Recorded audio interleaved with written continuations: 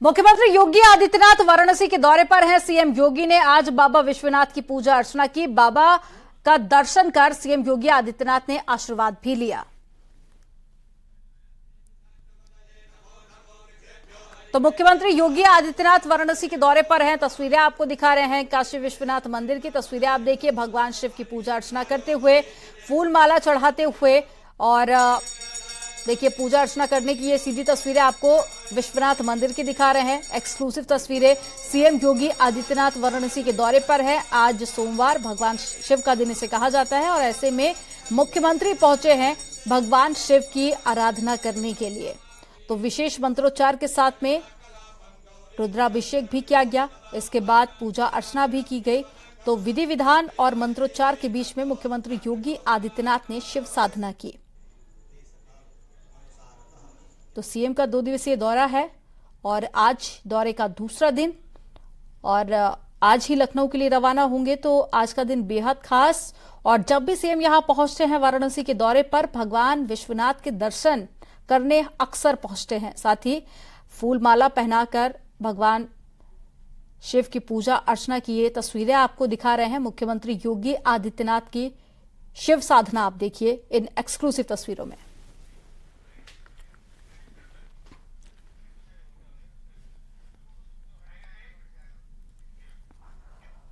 वाराणसी में G20 बैठक का आज दूसरा दिन है। पीएम मोदी काशी में आयोजित G20 देशों के विकास मंत्रियों की बैठक को वर्चुअली संबोधित करेंगे। आज 11 बजे से शाम 5 बजे तक बैठक चलेगी। बैठक में शुरुआत से ही पीएम मोदी वर्चुअली जुड़ेंगे। G20 देशों के विकास मंत्रियों की इस बैठक में अगले 100 सालों की चुनौतियों पर चर्चा की जाएगी। साथ ही समाधान की योजना भी बनेगी। तो इस मीटिंग में अलग अलग देशों के विकास मंत्री अपने अपने देशों के विकास मॉडल बताएंगे और सम्मेलन के दौरान पिछले कुछ सालों में वित्तीय संकट, जलवायु परिवर्तन, महामारी, आतंकवाद और युद्ध जैसे हालातों से निपटने का खाका भी खींचा जाएगा।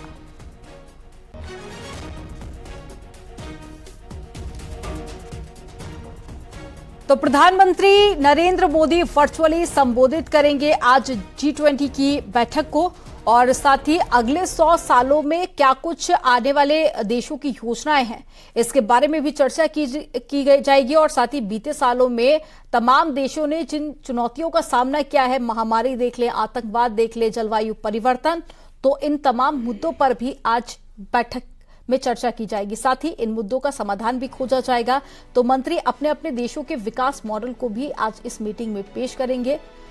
तो ये बैठक हो रही है वाराणसी में और बैठक बेहद खास, न सिर्फ भारत के विकास के लिहाज से बल्कि जो तमाम देशों के डेलीगेट्स इसमें शामिल हुए हैं वो भी अपने देशों का विकास मॉडल इस बैठक में पेश करेंगे।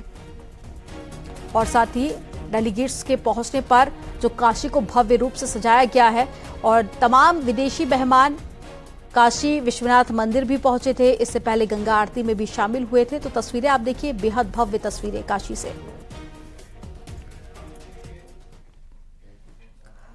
प्रतापगढ़ और देवरिया को आज बड़ी सौगात मिलने वाली है। सीएम योगी और केंद्रीय परिवहन मंत्री नितिन गडकरी आज इन दोनों जिलों में विकास योजनाओं का शिलान्यास करेंगे और प्रतापगढ़ में 4000 करोड़ की कई परियोजनाओं का शिलान्यास होगा। तो देवरिया को भी विकास की सौगात मिलने वाली है। देवरिया में सीएम योगी और नितिन गडकरी 6215 करोड़ रुपए की लागत से बनने वाली सड़क का शिलान्यास करेंगे। चीनी मिल ग्राउंड में सीएम योगी और गडकरी की जनसभा होगी और जनसभा के पहले मुख्यमंत्री और सड़क परिवहन मंत्री 5 सड़कों का शिलान्यास करेंगे।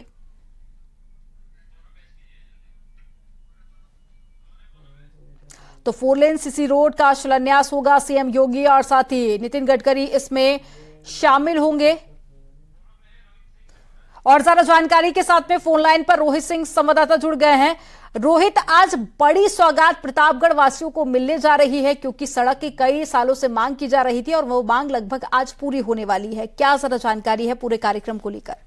जी, अपने दर्शकों को बताना चाहेंगे, आज सूबे के मुख्यमंत्री योगी आदित्यनाथ और केंद्रीय मंत्री नितिन गडकरी का प्रतापगढ़ का दौरा है। लगभग वो 12 बजे प्रतापगढ़ पहुंचेंगे, जहां से वो सीधे कार से जो है मंच पे जाएंगे। विशाल जो है एक जनसभा को जो है संबोधित करेंगे।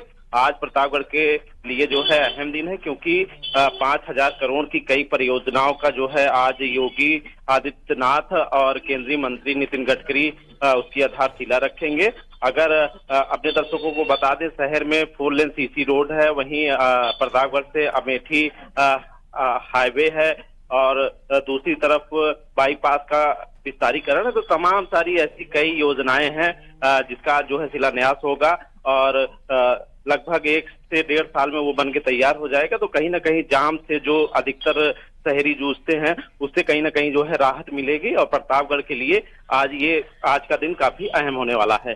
तो बिल्कुल रोहित, आज का दिन प्रतापगढ़ वासियों के लिए बेहद खास। आप नजर बनाए रखिएगा। तमाम जानकारी साझा करने के लिए बहुत शुक्रिया आपका।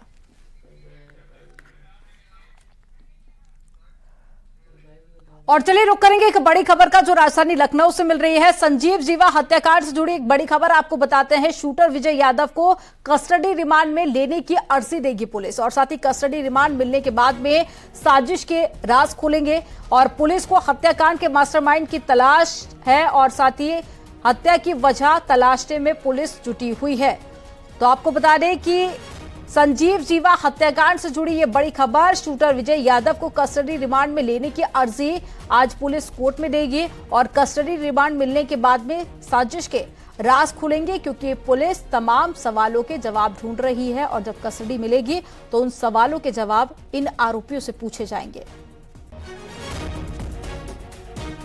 तो शूटर विजय की कस्टडी में अभी पुलिस को और ज्यादा दिन लग सकते हैं। तो ऐसे में कस्टडी रिमांड के लिए आज अर्जी पेश की जाएगी और उसके बाद में कस्टडी में लिया जाएगा, जिसके बाद में तमाम वो सवालों के जवाब ढूंढे जाएंगे जिसके जवाब अभी पुलिस के पास नहीं है। तो संजीव जीवा हत्याकांड जिसकी हत्या जजों के सामने कर दी गई थी। ज्यादा जानकारी के साथ में ऋषभ मणि त्रिपाठी जुड़ गए हैं। ऋषभ, पुलिस कस्टडी अर्जी आज देने जा रही है, ऐसे में मामले को लेकर पुलिस की कार्रवाई कहां तक पहुंची है और साथ ही अभी तक क्या बड़े खुलासे हो पाए हैं? देखिए, अभी तक तो पुलिस इस पूरे मामले में फेल साबित हुई है। अभी तक जो शुरुआती पूछताछ हुई थी उसमें नेपाल कनेक्शन सामने आया। जो सूत्रों ने हमें जानकारी दी उसके मुताबिक विजय यादव नेपाल गया था, वहां नेपाल के एक माफिया से उसकी मुलाकात हुई, उसने सुपारी दी थी, उसके ही आदमियों ने रिवॉल्वर और कारतूस उसको मुहैया कराए थे। लेकिन अब पुलिस ऑफिशियली उसको कस्टडी रिमांड पे लेगी, जिसकी आज अर्जी डाली जाएगी। तब शायद इस साजिश के जो तार हैं वो देखना होगा कहां कहां से जुड़ रहे हैं, क्योंकि अभी तक एक बात बिल्कुल साफ हो गई है कि विजय यादव सिर्फ मोहरा है, लेकिन मास्टरमाइंड कौन है ये तय करना बहुत जरूरी हो जाता है। तो पुलिस के ऊपर भी दबाव है। एक एसआईटी जरूर बनी हुई है, लेकिन एसआईटी सिर्फ ये घटना क्यों की गई, कैसे कचहरी की सुरक्षा में चेन लगाई गई, आगे फुल प्रूफ प्लान क्या बनाया जाए, एसआईटी सिर्फ इस पर काम कर रही है। तो आज का दिन काफी अहम हो जाएगा। रिमांड अर्जी दाखिल की जाएगी। अगर वो आज ही कस्टडी रिमांड में मिल जाता है विजय यादव, तब देखना होगा कि आखिरकार मास्टरमाइंड कौन है, उसने सुपारी किसने दी, क्यों दी, असला कहां से मिला और वो कैसे पहुंचा। ऐसे तमाम सवालों के जवाब तब शायद हम आपको सबको मिल पाएंगे। ठीक है, तमाम जानकारी साझा करने के लिए बहुत शुक्रिया ऋषभ मणि आपका।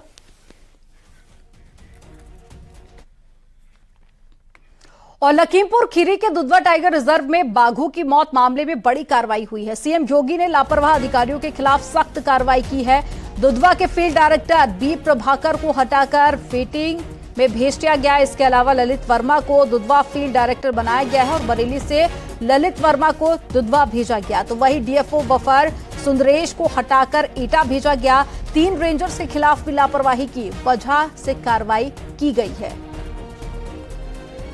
तो अधिकारियों पर एक बड़ी गाज गिरी है। कुछ को हटाया गया, कुछ को वेटिंग में भेजा गया और कुछ के ट्रांसफर भी यहां पर किए गए हैं। तो बाघों का आतंक लगातार बढ़ता जा रहा है रिहायशी इलाकों में और इस पर वन विभाग फेल साबित हुआ है, जिस पर अधिकारियों पर गाज गिरी क्योंकि लापरवाही बढ़ती गई थी, जिसके चलते कुछ लोगों की मौत के मामले भी सामने आए थे।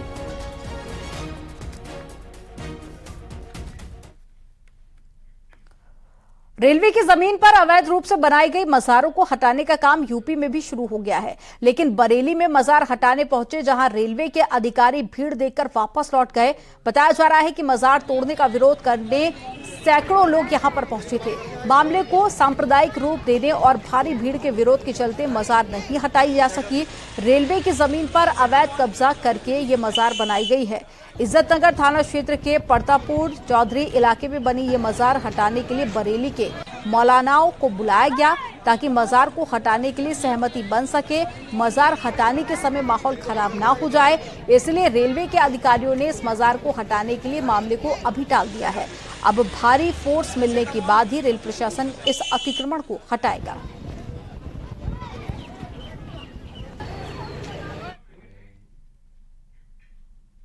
फिरोजाबाद में वकील से 80 लाख की धोखाधड़ी का मामला सामने आया है। पार्टनरशिप में रहने के बाद में वकील ने 80 लाख रुपए दिए और बाद में वकील के साथ में धोखाधड़ी कर आरोपी ने किसी और को अपना पार्टनर बना लिया। जब वकील ने रुपए मांगे तो उसे 79 लाख रुपए का चेक दिया गया जो बैंक में बाउंस हो गया। वकील ने कोर्ट में मुकदमा कराया। समन के बाद आरोपी कोर्ट में पेश नहीं हो रहा था, जिसके बाद कोर्ट ने एनबीडब्ल्यू जारी किया, जिसके बाद थाना दक्षिण पुलिस ने आरोपी को गिरफ्तार कर जेल भेज दिया।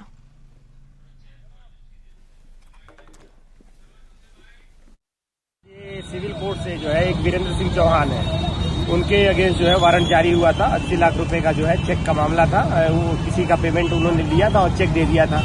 उनके खाते में इतने पैसे थे नहीं और चेक बाउंस हो गया। तो कोर्ट से जो वारंट जारी हुआ था उसी वारंट में जो है थाना दक्षिण की पुलिस द्वारा जो है उनको गिरफ्तार करके माननीय न्यायालय के समक्ष पेश कर दिया गया।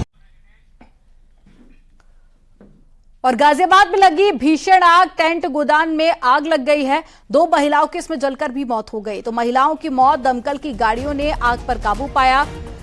तो एक बड़ी खबर आपको बता रहे हैं, जहां जलने से 2 महिलाओं की मौत हो गई है और घर के अंदर ही टेंट गोदाम बना रखा था, जिसके चलते यहां पर 2 महिलाओं की मौत का मामला सामने आया। स्थानीय लोगों ने पहले खुद से आग बुझाने का प्रयास किया। जब आग नहीं बुझी तो दमकल कर्मियों को इसकी सूचना दी गई और उसके बाद दमकल कर्मी मौके पर पहुंचे और कड़ी मशक्कत के बाद इस आग पर काबू पाया जा सका।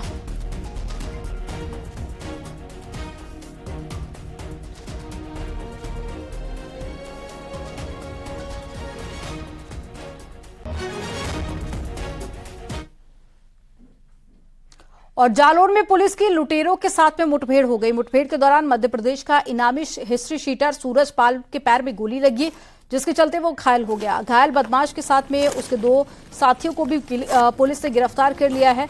आरोपियों के पास से 22,500 रुपए बरामद किए हैं और मुठभेड़ गोहन थाना क्षेत्र के सहाफ मोड़ के पास में हुई है। 11/12/6/23 की रात्रि में यशोजी सर्विलांस व गोहन की संयुक्त पुलिस टीम द्वारा मुखबिर की सूचना पर गोहन सहाव रोड पर बम्बी पर चेकिंग की जा रही थी। इसी दौरान एक मोटरसाइकिल सवार पर 3 व्यक्ति सवार होकर आए, जिन्हें रोका गया तो उन्होंने पुलिस पार्टी पर जान मारने की नीयत से फायरिंग की। आत्मरक्षा पुलिस पार्टी द्वारा फायरिंग की गई तो एक व्यक्ति के पैर में गोली लगी। तीनों व्यक्तियों को पकड़ लिया गया। रायबरेली में जुआरियों पर छापेमारी करने गई पुलिस के डर से एक लड़के ने नदी में कूदने के बाद में उसकी मौत का मामला सामने आया। पुलिस की इस कार्रवाई से नाराज सैकड़ों ग्रामीणों ने शव रखकर सड़क जाम कर दी और बाद में सीओ लालगंज ने पुलिसकर्मियों पर कार्रवाई का आश्वासन दिया तो जाम खुला। पुलिस ने शव को पोस्टमार्टम के लिए भेज दिया। मामला लालगंज थाना इलाके का है, जहां पर जुआरियों पर छापेमारी के लिए बड़ी संख्या में पुलिसकर्मी पहुंचे थे। पुलिसकर्मियों के डर से वहां भगदड़ मची और दहशत के चलते एक लड़का लोन नदी के किनारे पेड़ पर चढ़ गया। बताया जा रहा है कि वो वहां मजदूर लेने के लिए गया था। आरोप के मुताबिक पेड़ पर चढ़े लड़के को पुलिसकर्मी धमकाने लगे, जिसके बाद में वो नदी में कूदा तो उसकी मौत हो गई।